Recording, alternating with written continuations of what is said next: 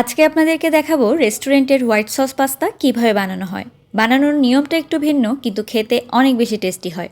তো প্রথমেই পেঁয়াজের খোসাটা ছুলে তেজপাতা আর লং দিয়ে এভাবে আটকে দিতে হবে, যেমনটা আপনারা ভিডিওতে দেখতে পাচ্ছেন। আর এভাবে রেডি করে রাখার পরেই 2 কাপ তরল দুধ নিয়ে নিচ্ছি। এখন এই দুধের মধ্যে প্রথমে পেঁয়াজটাকে যে রেডি করে রেখেছিলাম সেটাকে দিয়ে দিচ্ছি। এখন এই পেঁয়াজটা একটু সেদ্ধ হয়ে আসা পর্যন্ত এবং দুধটা ভালোভাবে জাল হওয়া পর্যন্ত অপেক্ষা করতে হবে। দুধটা নামিয়ে নিয়েছি। এখন বাটার দিয়ে সেখানে গাজর, ক্যাপসিকাম এবং পেঁয়াজ কুচি দিয়ে দিলাম।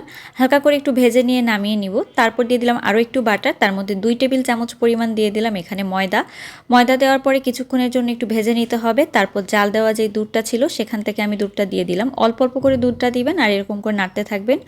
ঘন হয়ে আসলে অরিগানো, চিলি ফ্লেক্স, তার সাথে গোলমরিচের গুঁড়া, স্বাদ মতো লবণ দিয়ে দিচ্ছি।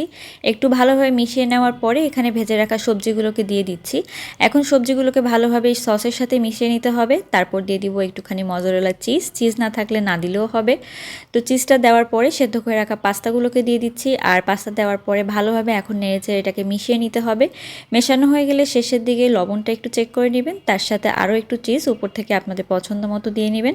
ব্যাস হয়ে গেল রেস্টুরেন্টের স্বাদে মজাদার হোয়াইট সস পাস্তা রেসিপি।